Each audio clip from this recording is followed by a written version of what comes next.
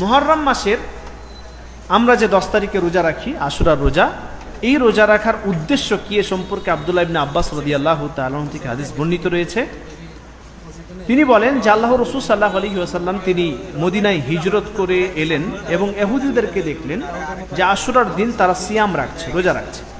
এটা দেখে তাদেরকে জিজ্ঞাসা করলেন এবং তার কারণ জিজ্ঞাসা করলেন যে কি কারণে তোমরা 10ই মুহররম আশুরার দিন রোজা রাখছো। তখন তারা কি বলল? হাদা ইয়াউমুন আযীম, এটি একটি মহান দিন।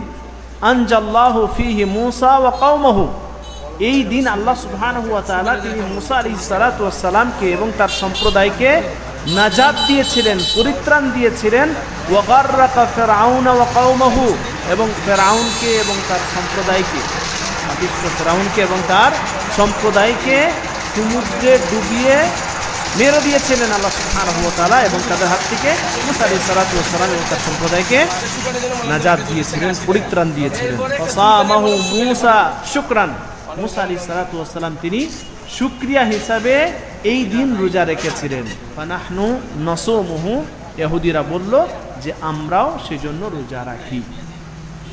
ফাকাল রাসূলুল্লাহ সাল্লাল্লাহু আলাইহি ওয়াসাল্লাম, তখন আল্লাহর রাসূল সাল্লাল্লাহু আলাইহি ওয়াসাল্লাম তিনি বলছেন ফানাহনু আহাক্কু ওয়া আউলা বিমূসা মিনকুম, তোমাদের থেকে আমরাই মূসা আলাইহিস সালাতু ওয়াস সালামের আদর্শের বেশি হকদার, বেশি দাবিদার। ফাসামাহু রাসূলুল্লাহ সাল্লাল্লাহু আলাইহি ওয়াসাল্লাম, এবং সেজন্য আল্লাহর রাসূল সাল্লাল্লাহু আলাইহি ওয়াসাল্লাম তিনি নিজে রোজা রেখেছেন।